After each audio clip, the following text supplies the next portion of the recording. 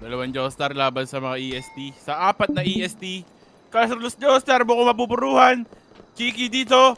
Mukhang mapupuruhan ang dalawang kapulisan dito. Natumba isang sibilyan.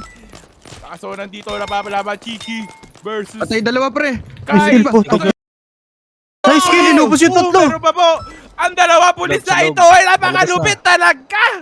Promote ko na yan. Ipo-promote ko yan. Pag naubos ko yan. Patay, inubos.